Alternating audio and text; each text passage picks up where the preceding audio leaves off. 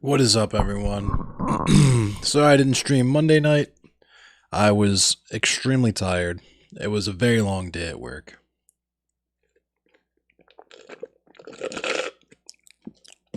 But I'm here now. It's cool.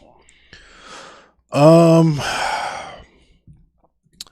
so I honestly don't even know where to begin.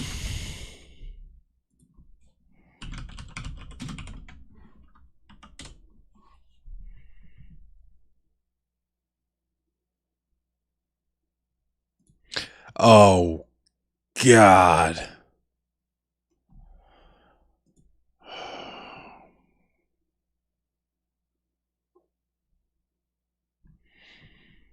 If you couldn't tell, I'm looking up headlines and stuff while I'm sitting here getting ready to start reading this stuff. Let me also um, shout out to Jenna because I know she sent me some news to check out. Speak of the devil, what's up, Jenna? How you feeling?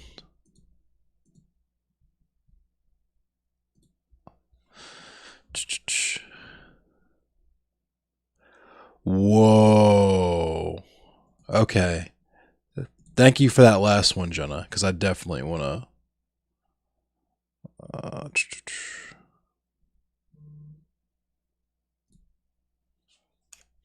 let me check this out.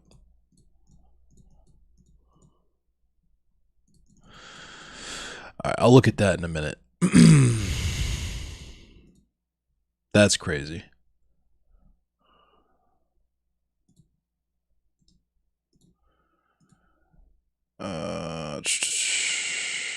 Oh, that's cool. It's not gonna do anything, but that's cool. Insane. All right, I got. This is a lot. This is a lot.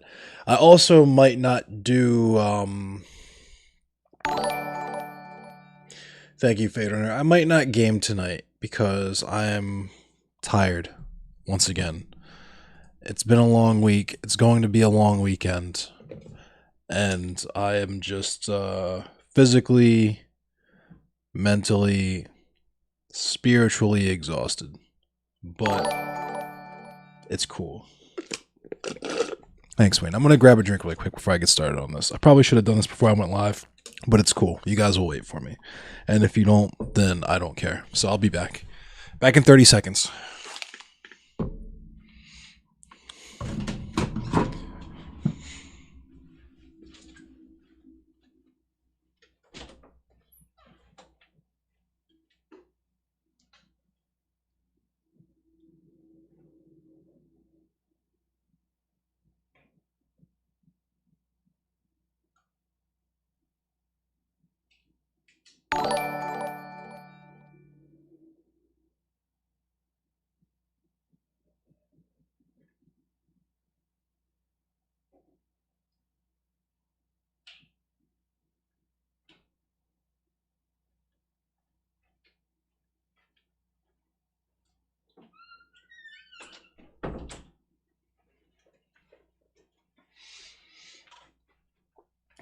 What's up, Donald? How you feeling? Thanks for the like. If it's not too much to ask, you guys are adults. You do what you want. If you're watching on Facebook and you drop a like, if you could drop a share as well, that also helps me out tremendously. Trying to find some peace mentally, I feel that. What's up, J Row One? What's good, Poppy? Muchas gracias, mi amigo. I'm hanging in there. I'm doing me. This is all happening very fast for me. But I got some news.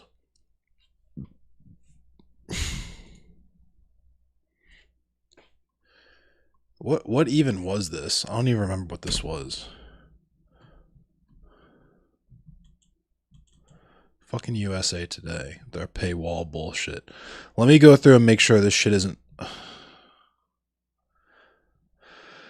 Let me make sure this shit isn't paywalled.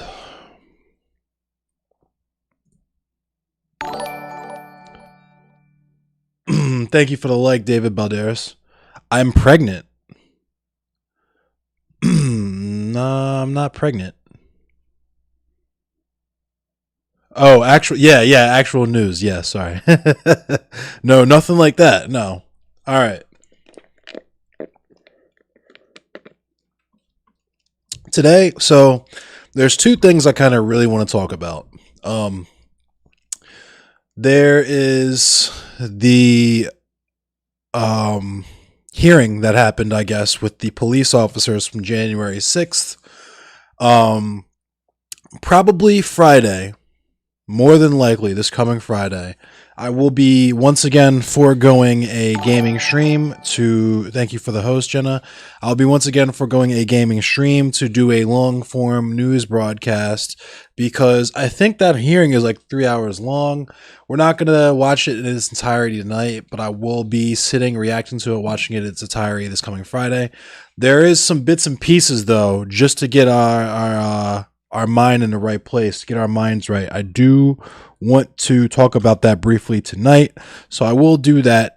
But I also would really like to talk about COVID once again because before I do any of that, let me just say at the top, free Keith Davis Jr. I've been blowing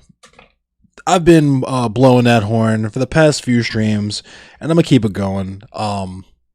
Matter of fact, I'm just gonna make that a staple from now on in my stream because it's something that, like I've said before, I've posted about on my social media, on Instagram, on Facebook, so on and so forth. But I've never really talked about it on stream. But I am very passionate about it. It is something that is not personal to me, but it is definitely within my sphere of influence. I feel like something that happened in my hometown. And I feel it's important that people know about it because maybe if enough people know about it, they'll be inclined to do something about it. And if enough people raise a fuss about it, maybe something will actually happen. But free Keith Davis Jr., go to KeithDavisJr.com. That's KeithDavisJr.com. Check out what I'm talking about. I won't go through it all again because I'm sure a lot of you have been tired, are tired of me going through that over and over again now. It's like this will be like the third stream in a row that I've said free Keith Davis Jr. But whatever, it is what it is. It's my platform. I'm gonna say and do what I want, and what I want to happen is I want Keith Davis Jr. to be able to go free and see his kids and his family and be back in his community again. So with that said, let's talk about COVID because this some pretty serious stuff. It's getting to be a pretty serious meme now. As some of you might know, there are now breakthrough cases of COVID. What that means is even if you're fully vaccinated, you can still catch the COVID-19 virus, specifically the Delta variant. There's also rumblings of a Lambda variant that I've been hearing about recently, but the Delta variant is the one that's more. Come the fuck on, dude. I was gonna show you guys something. Hold on, let me see if I can find it. All these paywalls, dude. I need to stop.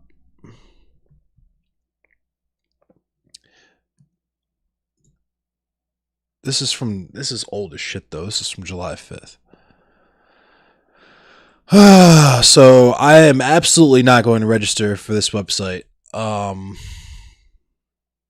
That said, I'm just going to show you guys this. I'm just going to get the ball rolling because you guys have just been looking at me in front of a black background for a minute now. So here we go. So apparently thank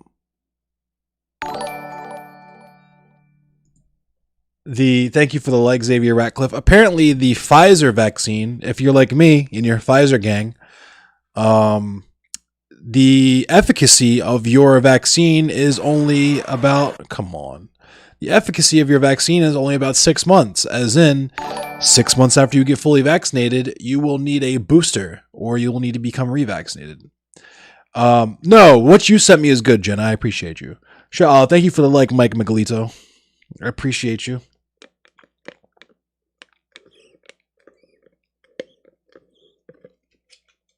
Nah, Jenna, all the stuff you sent me is always on point. Thank you for the stars, Mike Miguelito. I appreciate you. I'm just going to call you Mike. I'm realizing that Mike is probably short for Miguelito, so I really don't need to say that whole thing. It's like people who say ATM machine. Real weird. But anyway, the Delta variant is reducing the efficacy of all vaccines, clearly, because there's breakthrough cases. But that said, apparently the Pfizer vaccine is not as effective 6 months down the road after you've received it. We're going to watch this video here and learn more about the Delta variant. So let's get that going.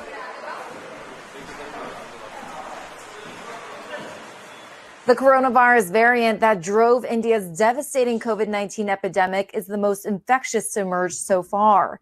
Doctors now want to know if it's also more severe. Really hearing impairment, gastric upsets, and blood clots leading to gangrene have been linked by doctors in India to the so-called Delta variant. Whoa. In England and Scotland, early evidence suggests the now dominant strain carries a higher risk of hospitalization. Joining us now for more is Bloomberg News health editor Jason Gale. Hi, Jason. So what do we know about the Delta variant so far? So the Delta variant is this B.1.617.2 variant that first emerged in India in October and is the driver of the disastrous epidemic we've seen in that country. It's now spread to 62 nations worldwide, and we've seen it become the dominant strain in the UK, in Scotland, and England in particular. Just to stop really quick, it's about to become the dominant strain here in the United States of America as well. And it's the fourth variant to be designated a variant of concern by the World Health Organization. And why is it so worrisome?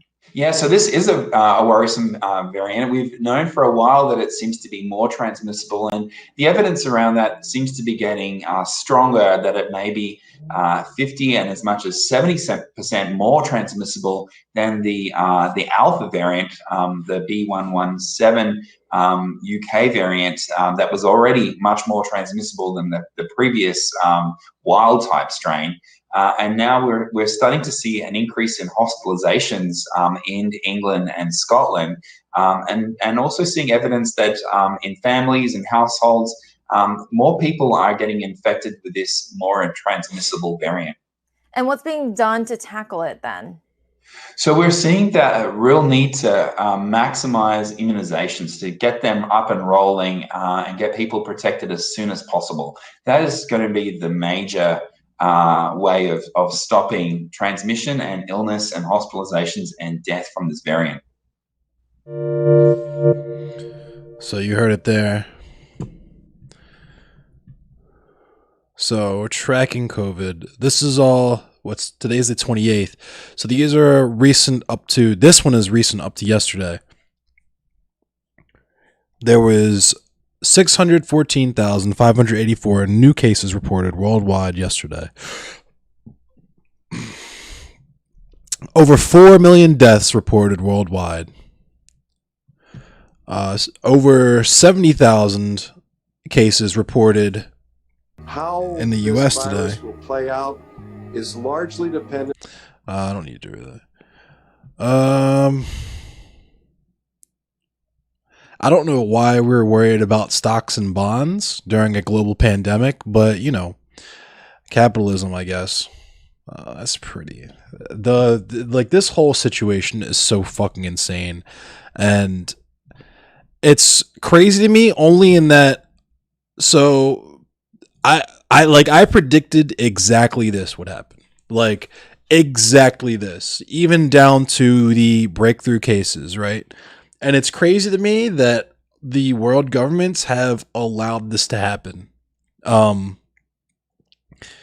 It's crazy to me that just like on my last stream, there's people out there in the wild who literally almost died of COVID and still don't want the vaccine, still will not be vaccinated, literally just choose to remain as reservoirs for the virus to make it so that the rest of us have to go back to wearing masks, have to continue to get vaccinated every 6 months, every year, so on and so forth. It's just the amount of selfishness and lack of foresight from people. is just take a look at this. This is Tokyo. We're supposed to have the Olympics or whatever. Tokyo reports yet another all-time high of daily COVID-19 infections. This is from today. Experts say the surge amid the Tokyo Olympics is being propelled by the new, more contagious Delta variant of the coronavirus, naturally. Tokyo reported 3,177 new coronavirus cases on Wednesday, setting an all-time high and exceeding 3,000 for the first time days after the start of the Olympics. The new cases exceeded the earlier record of 2,848 set the previous day and brought the total for the Japanese capital to 206,745 since the pandemic began early last year. That's pretty nuts. It's just like playing, we were having this conversation earlier, Fade. This is like playing, it's like IRL Plague Inc. Like somebody's just playing Plague Inc. on easy mode. You know what I mean? Nobody's washing their hands. Nobody's wearing masks. Nobody's getting vaccinated. It's crazy.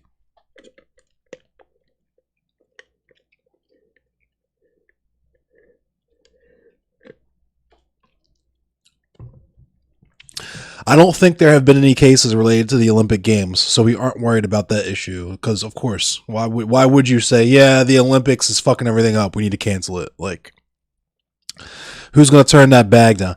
And that's like the Jaws-esque type shit that is the whole reason why we're in this situation in the first place. Is nobody can say no to a bag, right?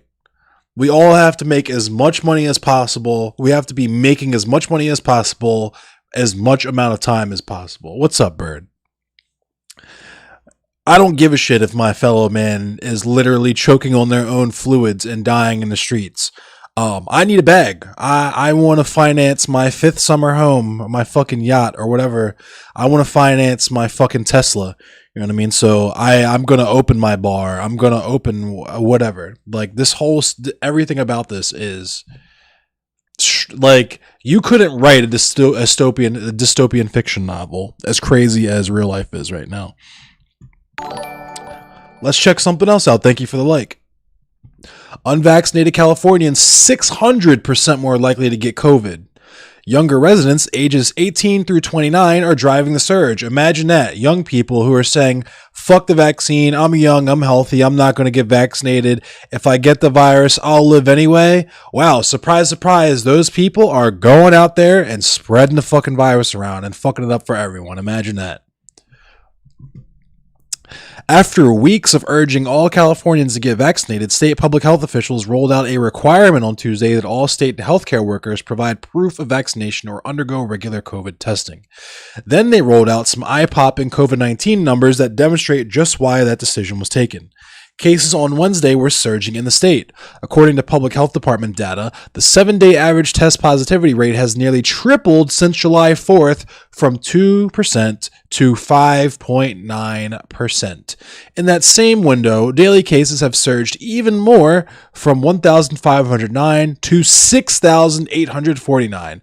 But the most telling figure may be the 7-day average number of cases per 100,000, a reliable measure of infection spread because it is an average. On July 4th, the 7-day average of cases per 100,000 was 4.6. On Wednesday, that number had risen to 12.7. The average was much, much higher for the unvaccinated. And it's like, at this point, these numbers don't even mean anything anymore because there's no amount of data that you could show some of these people that will make them, you know what, them be like, you know what, maybe I'm wrong. Maybe I should go ahead and get vaccinated. Maybe I should mask up. Maybe I should socially distance. These people are just absolute total fucking Luddites, absolute anti-intellectuals, just utterly selfish, like individualistic to the point where they will literally clap themselves and their whole family to own the libs, right? I'm going to get COVID and that's my choice. My body, my choice. I'm going to get COVID. I'm going to give it to everyone that I care about. I'm going to become a reservoir for the virus so that it mutates and evolves so that it can create more breakthrough variants, right? Because that's my freedom as an American. This is a free country and I will be a reservoir for a deadly fucking global pandemic virus if I want to. Unbelievable, dude. Unfucking believable. Like, it's just, I don't know what to say about it anymore. In North Carolina, COVID positivity rates climbed past 10% today. See, that's what I'm talking about. Your county and surrounding areas are in the red, and it's fucked. And of course, and here's another thing I have to talk about as well. So, I think I said this last stream, but it bears repeating. What I thought was going to happen initially was that there would be another lockdown. I thought that there would be another lockdown and that we would be right back to square one. Excuse me. I thought we'd be right back to square one, where we were, in like May, June of last year, 2020. And seeing that as how we have some, what you would think would be sensible people in the White House now, or in control of things, whatever, beyond state governments, right? But now the more I understand about how commerce, global commerce and national commerce here in America, and how these systems of like capitalism and so on and so forth, the more I understand about how they're choosing to move through this whole situation, get ready for them to just normalize dying of COVID, right? Like I said before, these numbers are so crazy that they don't even mean anything anymore, right? 1 death is a tragedy, 1,000 is a statistic. Get ready for that to happen, where they'll just be like a ticker on your 11 o'clock news where it just announces the positivity rate and the death rate, and it's not even front page news anymore. It's not even, it doesn't even have its own segment. You know what I mean? It's just the way, that's just how it is. It's just life. And a lot of media is already doing the job of carrying water for that normalcy, right? With, I think, was it Forbes that was saying there is no going back to normal, that this is the new normal.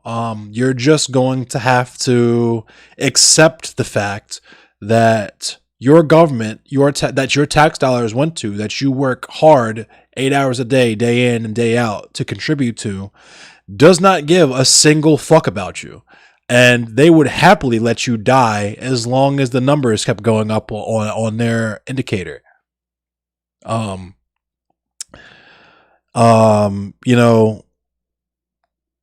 It's just, I don't know how to adequately express the fact that this is just an incredibly, like, the situation's fucked in 4K like Sarah J. There's no way for me to adequately express it. It's the apocalypse. That's all I can really say. We have climate crises in the West Coast of the United States and various places around the world. That is a perfect backdrop for what is now, something like, what was the number I read? 4 million dead around the world due to this illness. It's what else would you need for an apocalypse? If you were watching an apocalypse movie or writing an apocalypse movie, you have global climate change that's displacing people. Places are on fire. Sea rise is happening. People have to move because the places where they were living are now uninhabitable by humanity. You have a disease that's clapping people left and right and infecting people, something like 10% in some areas, like Jenna was saying.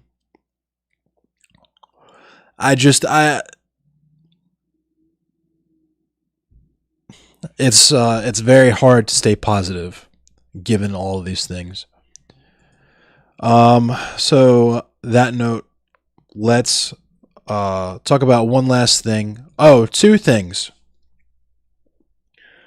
This is actually from, now, I preface this with the fact that this might be bullshit because of where it came from.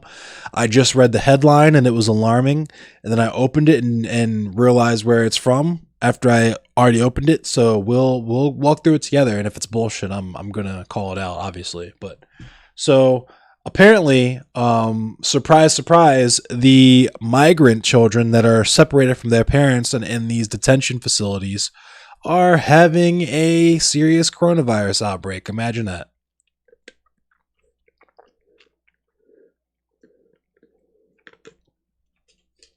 And whistleblower, yeah, it's Fox News. That's what I'm saying. This might be the headline is crazy.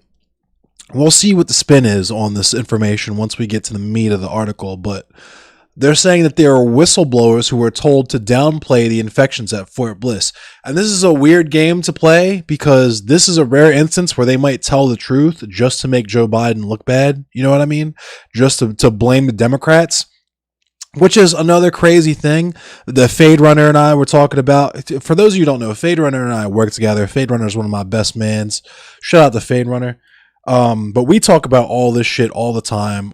And we were just musing about the fact that the Republicans, the right side, are literally getting their own people dealt with on some Thanos shit, right? They're on their rain fire, but sire, our troops, fuck them niggas. That's what Fox News is doing right now, right? That's what the right wing are doing right now, where they're telling people not to get vaccinated. They were telling people not to wear masks. They're telling people to go out there and fucking, make out with every single person that they saw. And they're getting people clapped. They are literally, just like with the January 6th shit, the shit that they are saying is causing people to act in ways that is getting them fucking rolled up and smoked. And it baffles me as to what the motive behind this would be. The only conclusion that we could come to is that they're trying to make shit just like with Cuba and the like Venezuela and shit, where they enact sanctions and like embargoes against these countries to make the conditions there as fucking destitute as possible, so the people there will get super pissed off and not think twice about what's going on and just blame the government that exists there, try to overthrow the government there, where they're getting their fucking own people clapped and dealt with so hard so that they can turn around and say, look how horribly the Democrats managed the situation, right? CDC going to try and switch up, talking about where hold on, because I need to talk about that too. The New World Order. All right. You guys are taking me now. I'm a little disappointed. So firstly, the reason why the CDC is switching up on the mask thing is because of what the vaccination rate is. Let me see if I can find this rate really quick. So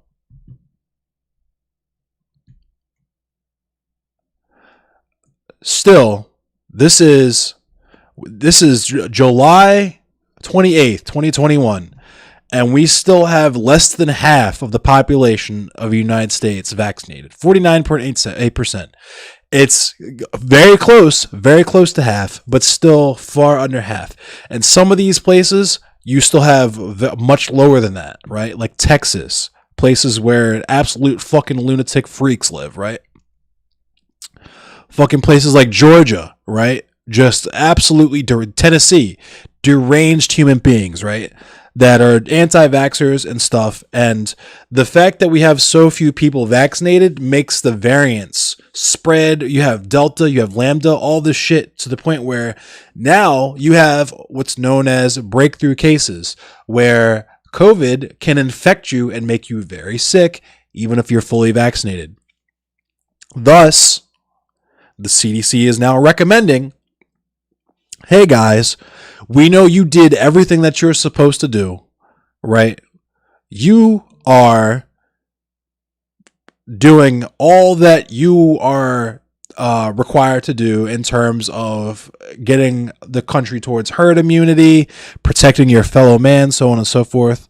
However, you have these fucking hogs, these fucking Luddites, these anti-intellectuals, these fucking morons who refuse to do the right thing, who know the right thing, but refuse, just reject all the science, reject all of the cooler heads that are saying we need to get vaccinated. This is why, this is how, these are the effects, right?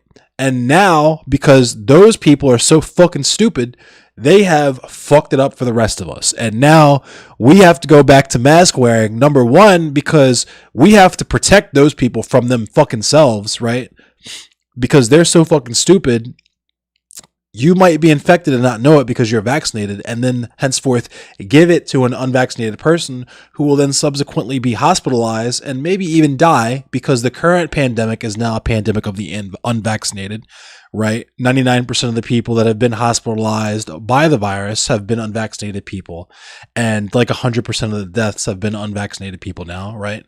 But also the fact that those people have fucked the game up so hard now that the virus can infect you and almost clap you even if you're fully vaccinated. So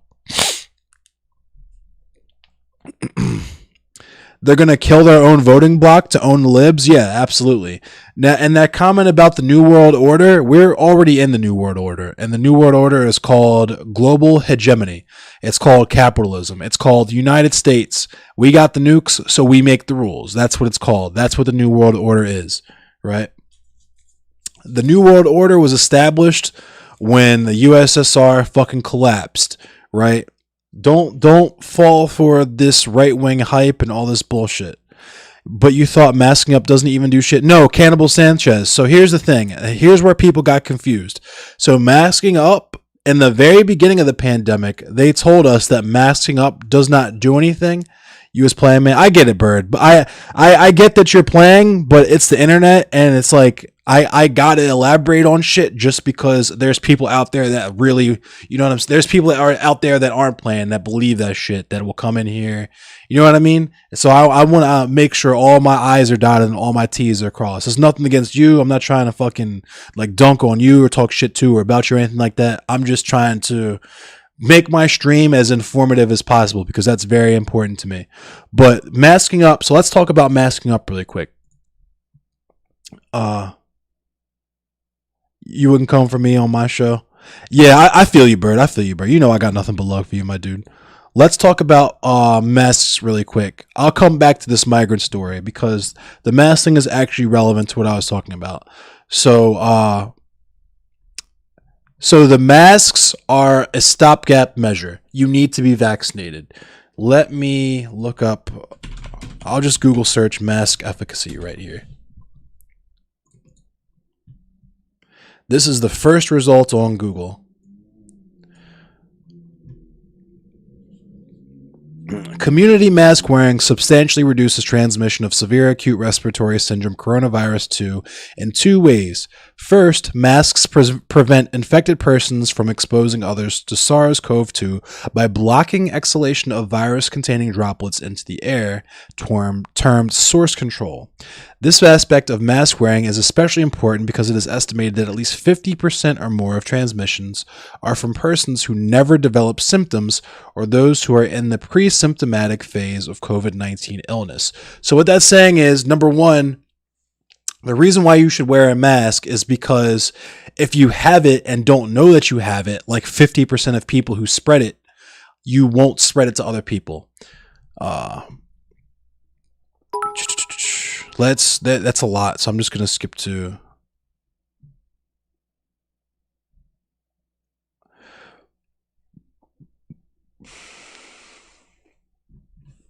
So anyway, I'm just gonna I'll throw that away.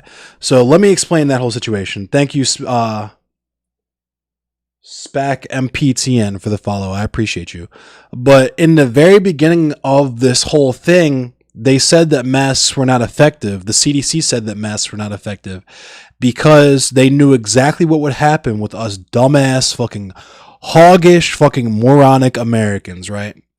That we would do exactly what we ended up doing, right? Which is buy up all the fucking masks and try to resell them for an increased price. You're in Facebook jail? I'm in Facebook jail too, so I feel your pain. But they said that masks didn't work in the very beginning of the pandemic so that healthcare providers and healthcare officials would have a chance to get their hands on the proper PPE before dumbasses would buy 30,000 fucking pallets of masks to try and sell them on eBay for $30,000 a piece, right? Which is what we all knew would happen.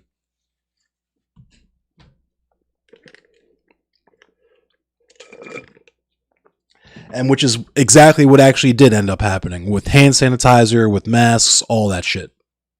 So that's unfortunately why you have this persistent point of view that mask wearing is not effective against prevention of transmission of the virus. It's because to try to combat that in the very early stages of the pandemic, they needed to ensure that nurses, doctors, EMTs, hospice care workers, all those people would actually be able to get the masks before fucking Timmy 35478192 bought 4 pallets of masks and fucking made them sold out on the website and then put them on eBay for $37 a piece.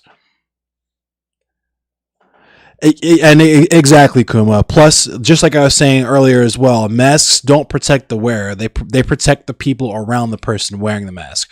So the mask is not so, and don't get me wrong, the mask is somewhat effective against, if you don't have it, you won't be breathing in the particles from other people.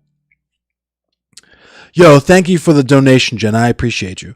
So, the mask is more so for, it's just like, it's like, I hate to be crude, but it's really the only analogy I can think of off the top of my head. It's like wearing a condom instead of using the pull-out method, right? Because if you pull out, you know what I'm saying? It's like, if you just sneeze into your arm or whatever, you know what I'm saying? Sure, that might work, but you could also very easily fuck up, and then the entire room is fucked, right? But if you're wearing a mask effectively, the way that you're supposed to, over your nose with a tight seal, you're not fucking with it, you're not pulling it down, you're not doing goofy shit with it. Even if you're infected and you're under the mask, sneezing and coughing, or you're just breathing, because that's enough apparently, it significantly reduces the virus particles that you're throwing out into the environment around you. But even at the right, you say, yeah, that's the other thing, Cannibal Sanchez. Also, shout out to Cannibal Sanchez. What's up, my dude? But yes, people are not wearing their masks correctly. People are wearing their masks chin diaper style. They're wearing them around their fucking chin. They're not covering their nose up.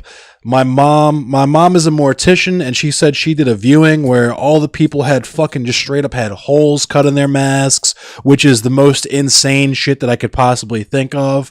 When I worked at the hotel last year, there was people that had those masks that have the little filter thing in the side of them, that you would just pop the filter out and have a big ass hole in the side of their mask. There's people that wear those neck gaiters, because that's another thing. The type of mask you wear is also important, right? Nothing is as effective as a KN95 PPE mask, right? A cloth mask, while it's fashionable, it's cool, it's maybe a little bit more comfortable to wear, is not as effective.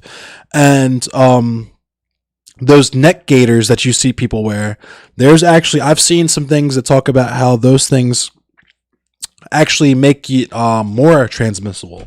Hold on, let me actually Google that really quick to make sure I'm not bullshitting you guys. Are neck gaiters worse than no mask at all? Interesting.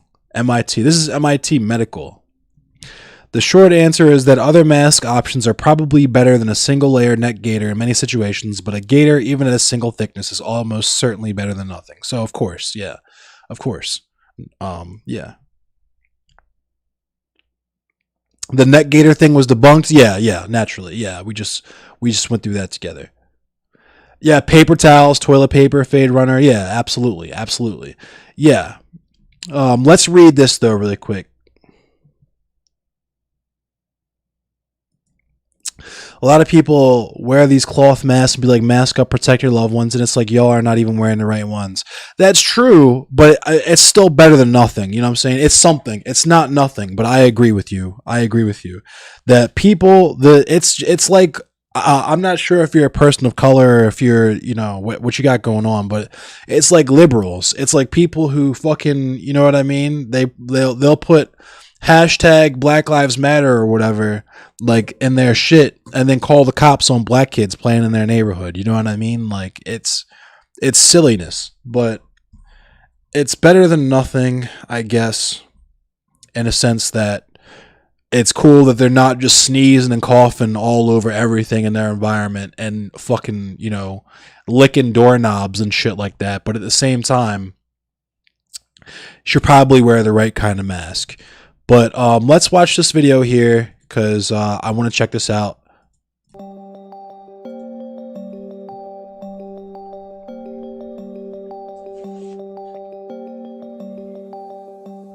We have a lot of this country that has a lot of viral burden. That's driven a lot by people who, and mostly by people who are unvaccinated.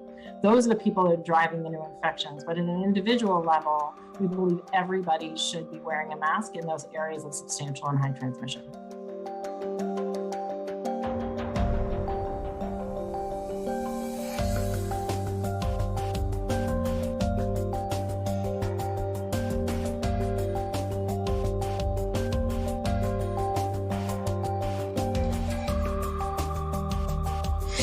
Delta is a more transmissible virus, and the new data that we have is that Delta is able, in those rare breakthrough infections, to be transmitted to others.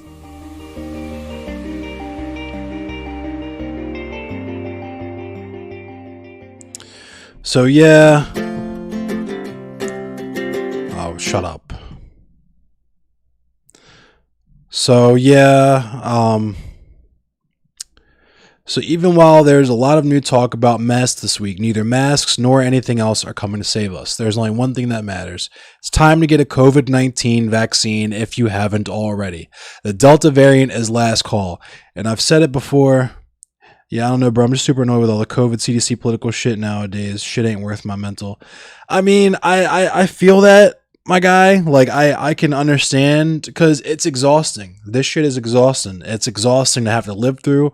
It's exhausting for me to sit up here and talk to you guys about all the fucking time.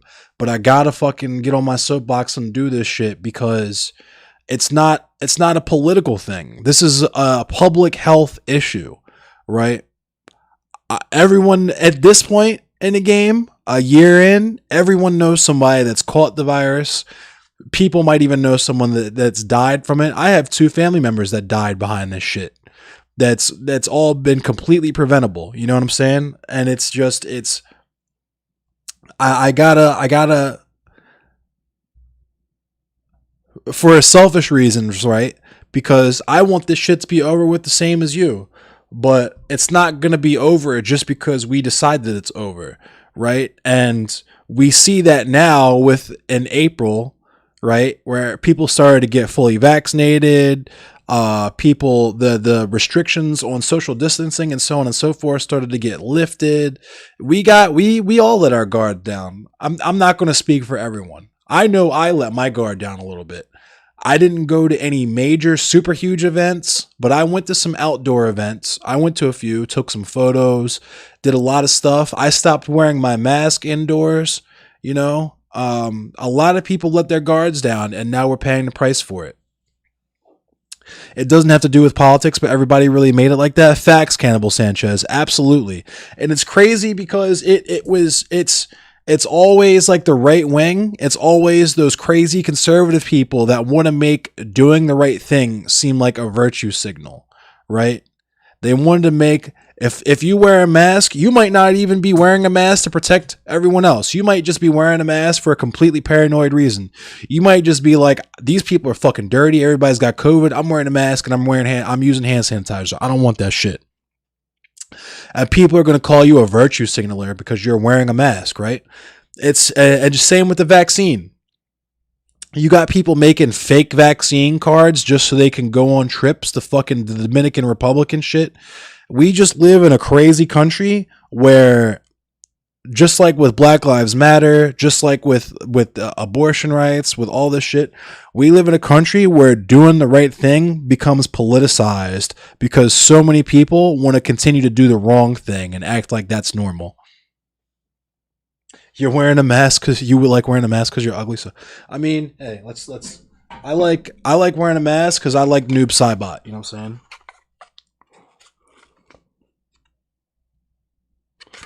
That's one cool thing is I get to rock my 3D printed Noob Saibot mask now. And now that we have more mask shit happening again, I might go ahead and start 3D printing these again. I know I told Big Richard Lizard Man I'd make him a reptile mask, and I also myself want a gray smoke mask to go with my Noob Saibot mask that I've made here. But hey,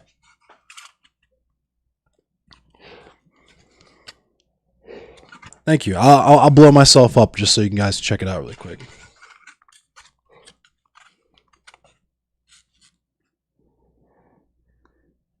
Noob Saibot wins. Of course, Fade wants his scorpion mask. I'll make a scorpion mask for Fade, no doubt, no doubt.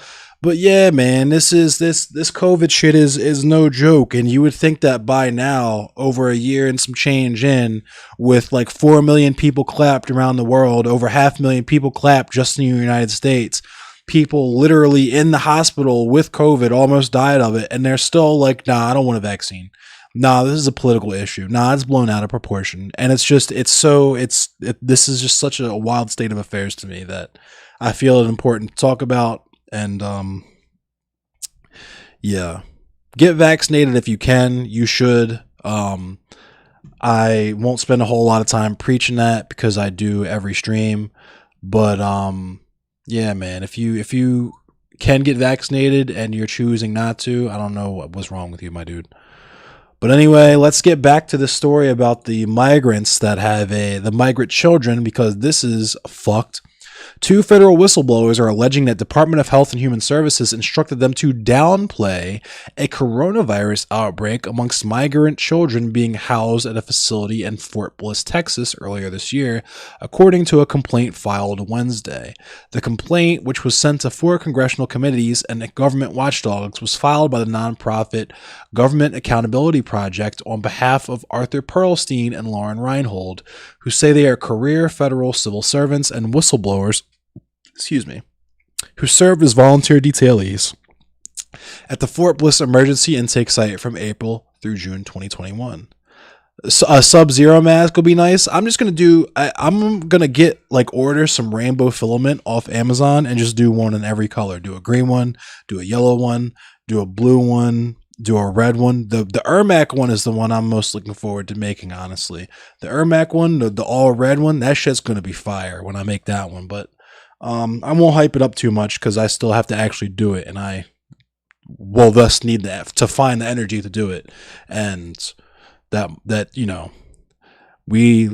I'm taking it day by day, you know what I'm saying? So that said, that shit was nuts. I think I'm all done with the COVID news, and frankly, I'm gonna probably chill out on the COVID stuff for now. Read a little bit more news. I got some other stuff to talk about on here, and then I'm gonna end this stream because this is getting to be a long one now. It's getting close to an hour. I'm gonna talk about some other stuff, end this stream, then do video games. If you want to watch me play video games, I will be going live again, probably like 11 or quarter after 11. I think I'm gonna play Hunt Showdown. My wrist hurts a little bit, but I think I'll play some Hunt.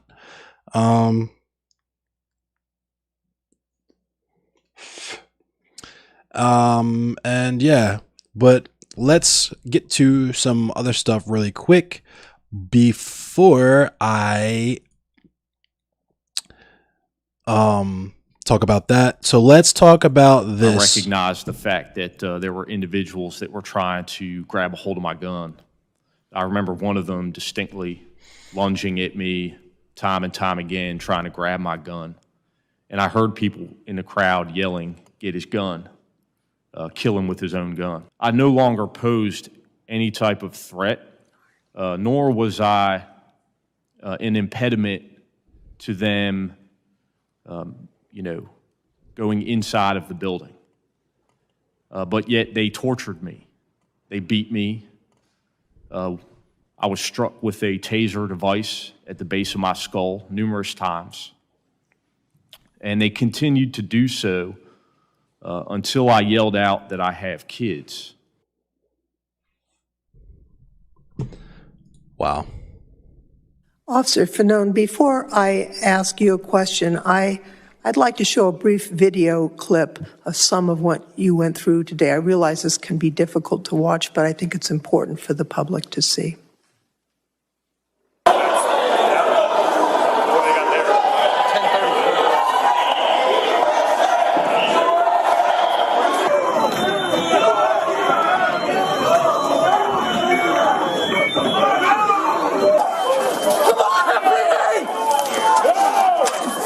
You got to fight the right people. Yeah, come on. Try it. I got you, Mike. That's my hand on your gun. Push him back.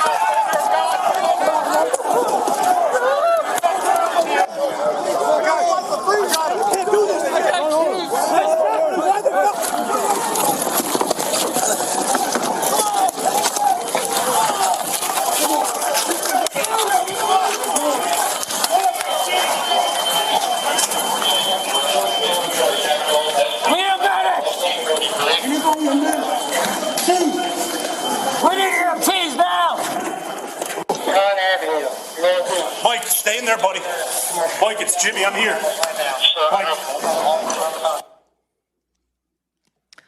Almost all of that was from your body camera footage. Can you walk us through what we've just seen, Officer Fanon? Well, I believe the first portion of that video began, was my body-worn camera footage from the crypt area of the Capitol Rotunda. It was there that I first heard the 1033 or distress call come out from the Lower West Terrace tunnel, which I didn't realize at the time was only a few hundred yards away from where I was at. I told my partner, Jimmy Albright, who was there with me, that there was a 1033 coming out from the Lower West Terrace. We tried to get our bearings and figure out which way that might be. We asked a group of Capitol Police officers, and they directed us down a set of stairs. From there, Thanks for Jimmy and I walked down to the Lower West Terrace tunnel. The first thing I remember was seeing a buddy of mine, Sergeant Bill Bogner, who's a administrative sergeant. He used to work in my district. Now he works over at the academy. And he was unable to see. He had been sprayed in the face with bear mace. And I went up to him and told him, hey, it's Fanon. I remember he stretched out his hand to shake mine. And that's when he told me that the guys that were just beyond that set of double doors had been fighting there for, I believe he said about 30 minutes. I don't think he realized what time it was because they'd been fighting since around 1 p.m. It was 3 o'clock. So those guys have been there fighting for 2 hours unrelieved. I remember looking up through the set of double doors, there's glass panes, and you could see the CS gas, like white powder, still lingering in the air. It was at that point that I realized I probably should have brought my gas mask. So I went through the double doors and I saw Ramey Kyle, who's at the time a commander with our Criminal Investigations Division, overseeing all the detectives units. Like many other officers, sergeants, lieutenants, captains that day, he self-deployed and found himself commanding a group of about 30 or 40 officers there in the Lower West Terrace tunnel. Commander Kyle was having a difficult time breathing. I remember I followed him back out through the set of double doors into that initial hallway as he kind of cleared himself, straightened himself up. I described it before. I thought he looked like George Patton. I remember he put his hat back on and walked right back out through doorway into the tunnel, and I followed him. It was at that point, I think, when I started approaching that group of officers there, defending the doorway, that I realized the gravity of the situation. My initial thought was these guys look like they look beat to hell. And, maybe I could try to get in there and get some guys some help. So I told Jimmy that, we needed to get in there and try to offer assistance. And that's what we did initially. We started making our way through the crowd of officers, yelling out, who needs a break? And like I said in my initial testimony, there were no volunteers. There were officers who identified other colleagues who were in need of help. And I remember somebody yelling out, "This guy needs help," and handed me that officer. I handed him off to Jimmy and told him to get him to the back. And I continued to make my way up to the front lines. Once I got up there, it was the first time I really came face to face with these terrorists. They were dressed in, clothing adorned with political slogans, "Make America Great Again," Donald Trump 2020, things of that nature. They were wearing military-style clothing, Kevlar vests, Kevlar helmets. Many of them had gas masks, and quite a few had shields, which they had taken away from law enforcement officers. And they were using them to beat us at the front line. The first thing I told them was, "Hey man, we got to get these doors closed. We got injured officers in here." And that really seemed to piss those guys off. They became incredibly violent, and that's when that surge that you watched, hashtag accidentally left, began. And you had a large group at the mouth of that tunnel entrance trying to push their way through the officers who were fighting to defend it. I believe had they done so, or had they accomplished that, they would have trampled us to death. Most certainly, you would have had police officers killed. I fought there at the front for some time. I was yelling out, trying to inspire some of the other officers that were up there that were tired, telling them to dig in and push. And we started to make some progress. We pushed those guys out of the tunnel, out through the initial threshold.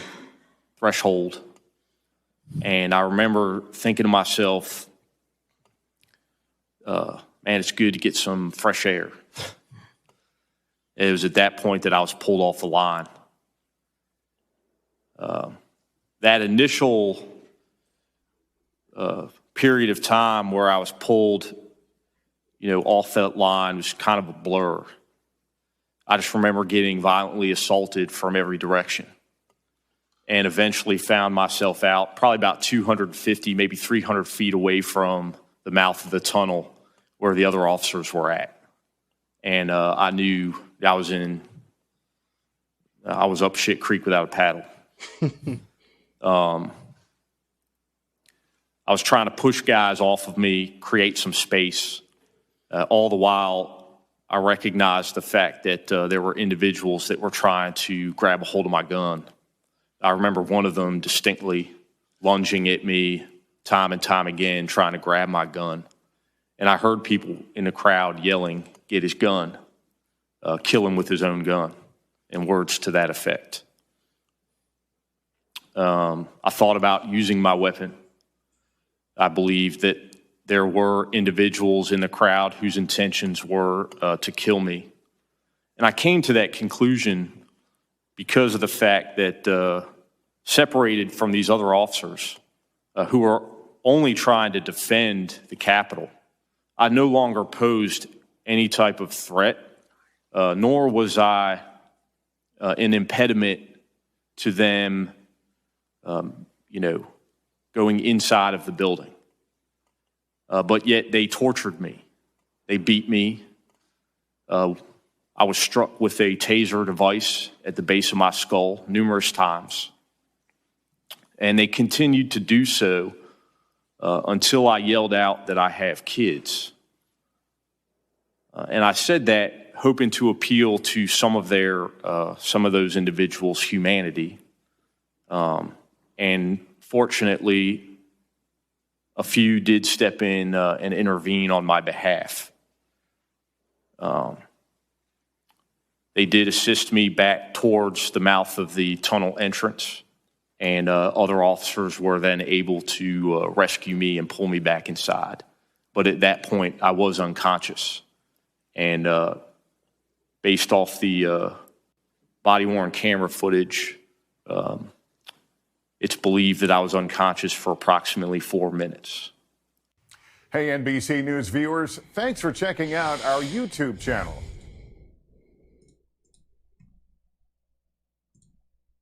So that's pretty fucking nuts.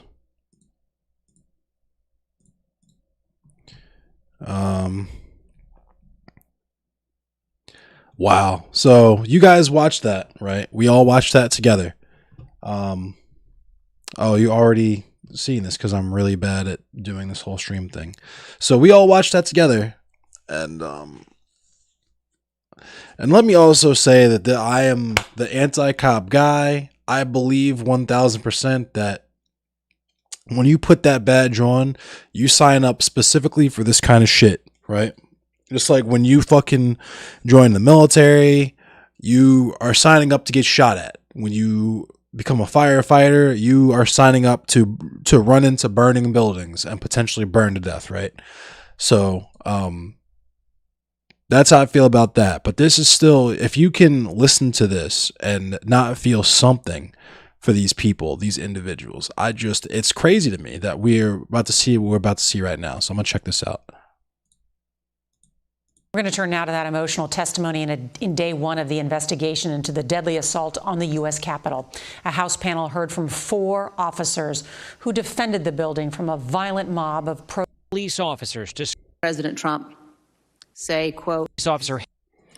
Oh, wait a minute. Okay. I thought this was related to the headline, but it's just more of testimony. The reason why I don't want to watch that is because, like I said, I want to watch the entire hearing this coming Friday, and it's like 3 hours long, so I don't want to have to end up rehashing anything. But that said, let's read this article. Michael Fanone, a D.C. Metropolitan Police officer, received a vulgar, threatening voicemail while testifying Tuesday before the House Select Committee investigating the January 6th assault on the U.S. Capitol, with an unidentified caller saying he wished the mob of rioters who breached the Capitol would have killed all you scumbags. In the roughly 1 minute long voicemail provided to CBS News by Fanone, which he received just before 10:30 a.m. Tuesday, the caller accused the officer of lying about the violence against him and other officers who defended the Capitol and repeatedly called him homophobic slurs. Fanone's voicemail was first reported by CNN. You won an Emmy, an Oscar? What are you trying to go for here? The male caller said. You're so full of shit. You little F-slur fucker, you're a little pussy, man. The caller said he could slap you up beside your head with a backhand and knock you out, and invoked last summer's nationwide protests against police brutality and racial injustice sparked by the deaths of unarmed black men and women at the hands of law enforcement. You little F-slur, you're a punk F-slur, you're a lying fuck, the man said. How about all the scummy black fucking scum for 2 years destroying our cities and burning them and stealing all that shit out of the stores and everything? How about that? And assaulting cops and killing people. How about that, you fucker? That was shit on the goddamn Capitol. I wish they would have killed all you scumbags because you people are scum, the caller continued.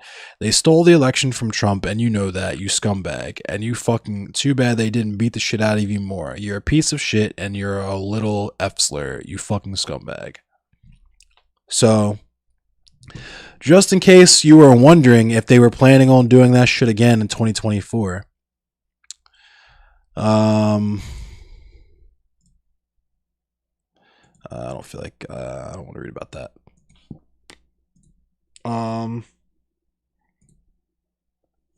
I knew I said I was done talking about COVID, but I'm just gonna take a peek at this headline really quick, because apparently Republicans are pissed off that they have to go back to wearing masks, even though it's like 75% their fucking fault that we have to wear masks again in the first place.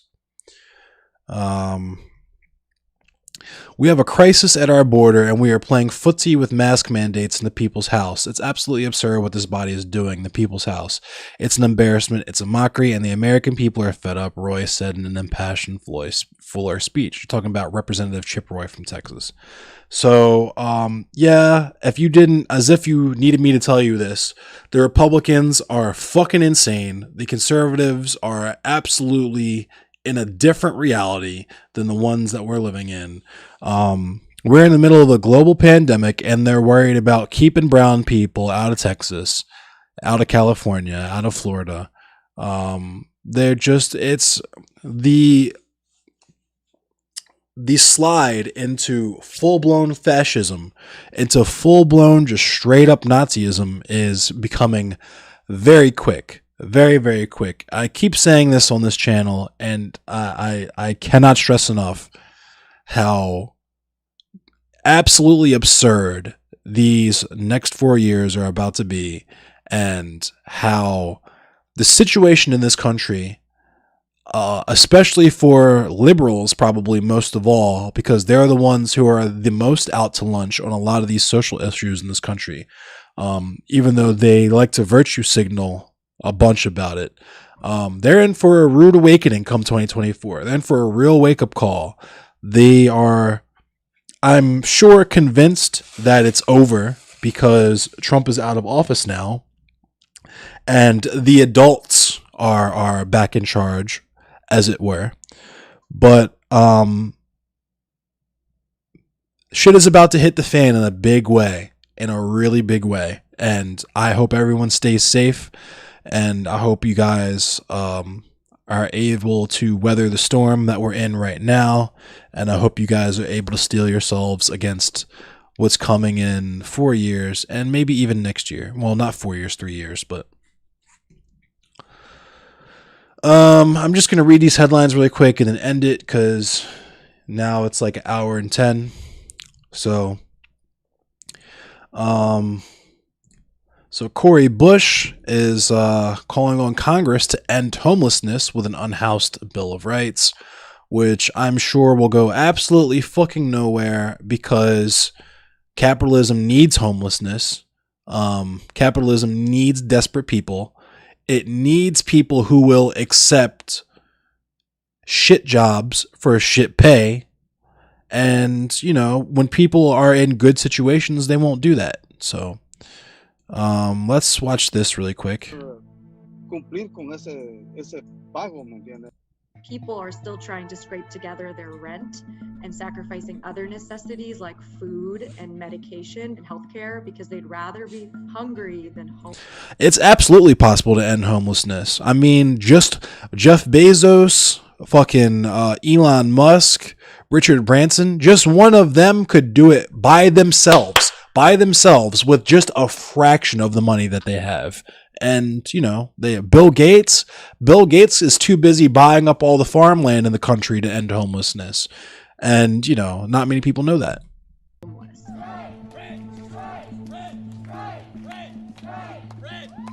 More than 4 months into the coronavirus pandemic, the United States is facing another... Hold up. Yeah, Cannibal Sanchez, I appreciate you, bro. Thanks for coming and hanging out.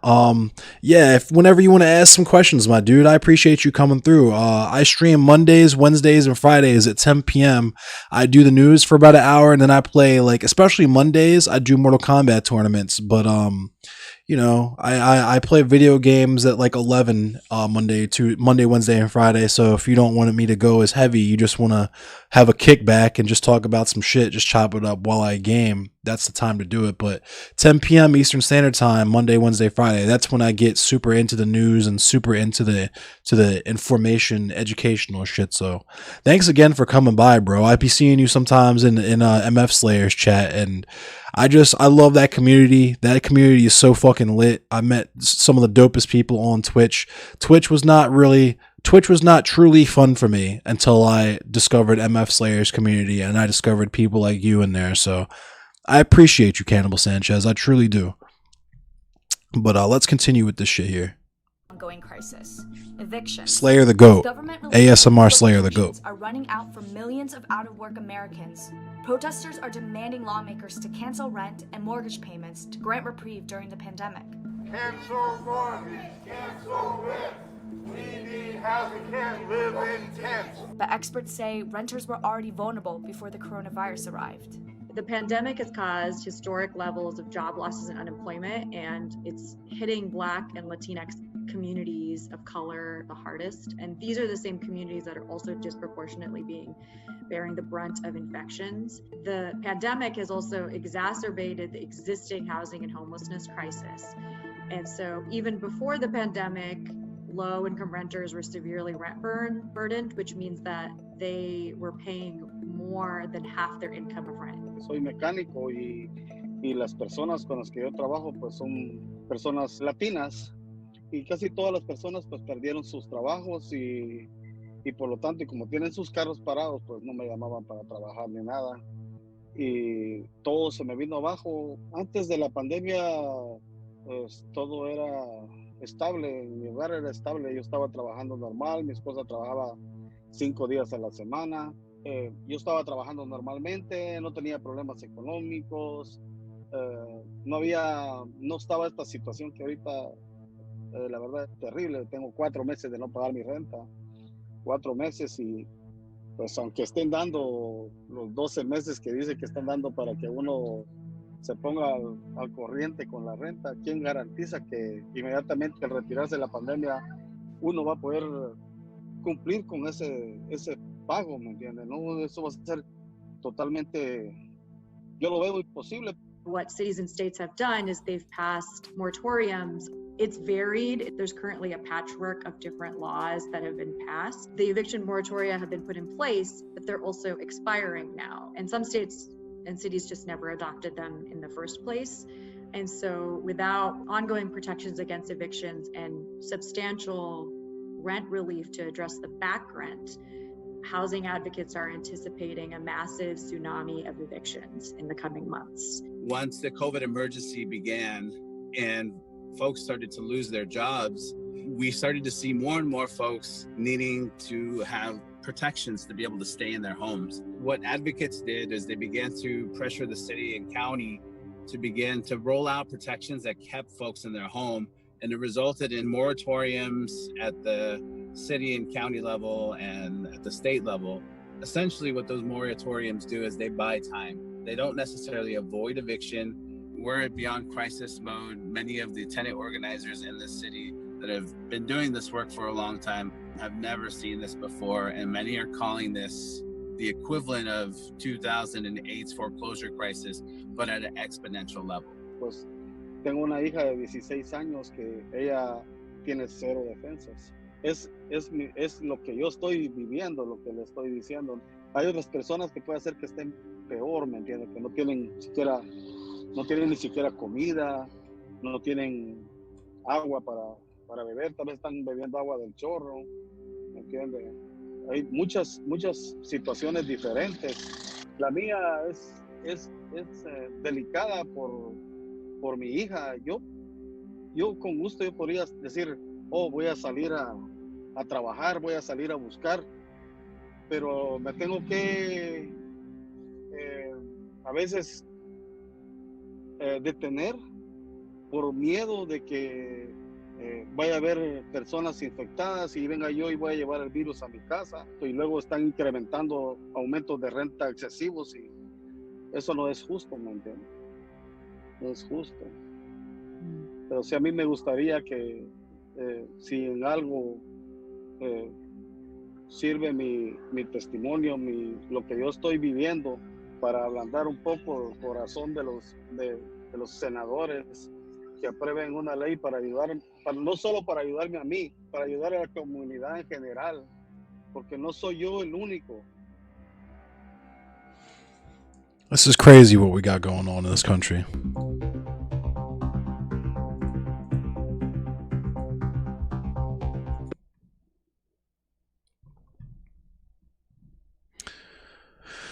Oh, man. But I guess Cori Bush is trying to do some legislation to combat that.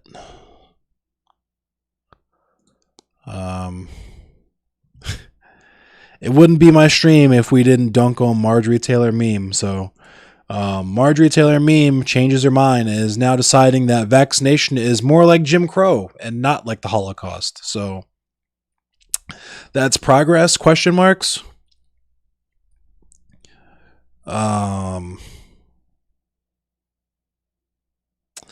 The Republican Georgia Congresswoman tweeted Sunday night a screenshot of a recent Instagram post from an Atlanta restaurant that included a door sign that reads, "No vax, no service." In its message, the restaurant said, after a few positive COVID cases last week, it decided the rule is necessary. "This is called segregation," Taylor Greene wrote on Twitter. "Will you be testing everyone at the door for the flu, strep throat, stomach bugs, colds, meningitis, AIDS, venereal diseases, Hep A, Hep C, staph infections?" With staph spelled wrong, naturally. And athlete's foot, pink eye, croup, bronchitis, ringworm, scabies, or any other contagions. And right there we have two things. We have, and this is just in amazing Marjorie Taylor Meme fashion, right? Just truly impressive with her ability to downplay both segregation and the COVID-19 virus, right? You have segregation, which is she's comparing this to segregation, like segregation was just not being allowed to eat at the same restaurant and not an active, brutal, violent, repressive campaign to pretty much exterminate black people in America, which is ongoing in the form of the prison industrial complex, the new Jim Crow, but that's a conversation for another time. And we're also gonna downplay COVID-19 like it hasn't clapped over 500,000 people in this country by comparing it to a fucking stomach bug or the common cold or athlete's foot, right? Just absolute fucking, I'll be so, like, it's cool and it's fun. We get to geek about Marjorie Taylor Meme, and we've got our geeks. We have had more than our fair share of geeks on her. But I'll be so glad when they finally get her the fuck up out of here, dog. Get her the fuck out of here, because all she does is waste time and beg for attention, dog. That's all she does. And if you support Marjorie Taylor Meme, you should be locked in a hospital with her. That's how that should go. And related to Marjorie Taylor Meme's foolishness, we got Matt Gaetz and Matt Gaetz' future sister-in-law talking about how he's a gaslighting creep, which should surprise absolutely no one. Oh, man. Baby, I'm a gangster too, and it takes two to tango. That says, when a creepy old man tries to hit on you at the bar, but your sister's engaged to a literal pedophile. And then it's, Matt Gaetz is said to face Justice Department inquiry over sex with an underage girl. So she's out here with the heat for this man. Man. Roxanne Lucky goes into further details on how Matt Gaetz tried to set her up with his 40-year-old friend when she was 19. Holy shit. She was obviously upset and uncomfortable with the situation. When she tried to discuss it with him later, he got irate at a 19-year-old. So it is not pedophilia, it is ephebophilia, which is being attracted to like post-pubescent teens in the age range of 15 to 19. I also want to clarify that this is a very long story that I'm going to have to sum up very quickly, and I also want to put it out there that this is from my point of view. There's two sides to every story, and I acknowledge that, but this is what I experienced. So last summer when I was living in DC and interning there, basically Matt had just started dating my sister, and he had a friend that I had met and kind of knew that was around Matt's age, like had a kid, had been divorced, and this guy kept telling me like, oh, Matt told me I should ask you out, like that we'd be great together, yada yada, and I would just make jokes and be like, haha, like I'm 19, like that's weird. And I just thought he was kind of joking, and then he definitely like started being more vocal and saying creepy things and being like, I had a boyfriend at the time. He's like, oh, when you break up with your boyfriend, let me know, and so you can have a real man. Just creepy stuff. And he later like texted me and was like, oh, sorry about what I said. I just wanted to get Matt off my back. Like, Matt told me I should ask you out, yada, yada, yada. So I decided to confront Matt about it and be like, hey, why were you telling your friend to ask me out, and like be like, that's just weird and creepy. So come Thanksgiving, when I finally had the chance to see him face to face, I was straight up with him, and I was like, what is up with this? Why did your friend say this? Very much was like, wanted to hear his side of the story, and he just immediately got so defensive, started yelling at me and my mom. He called me a narcissist, was just 1,000% gaslighting me. I literally was just like standing there asking him, like, are you going to listen to what I have to say? And he went full lawyer on me. Like, I don't have to listen to you. I don't have to answer your questions, whatever. And as far as I'm concerned, someone who is innocent shouldn't be getting so defensive and literally being a grown man yelling at a 20-year-old girl. It was just beyond me. I want to make sure I don't miss any key points, so I'm going to make a second video. So stay tuned. Woo! Matt Gaetz.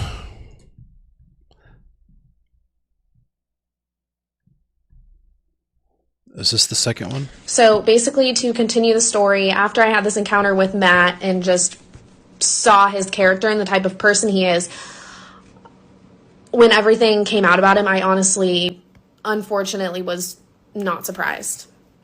And it wasn't just this encounter I had with Matt. When I was in DC, I heard kind of through the grapevine stuff about him. You know, everything is hearsay, but just he had a reputation for prowling after college girls when he's a grown man, and to me that's just kind of weird. And while that little video I made was such a minuscule thing and I know does not properly bring to light the whole situation, if I can just bring some attention to it so people are aware of what is going on and people can be held accountable, that's my goal.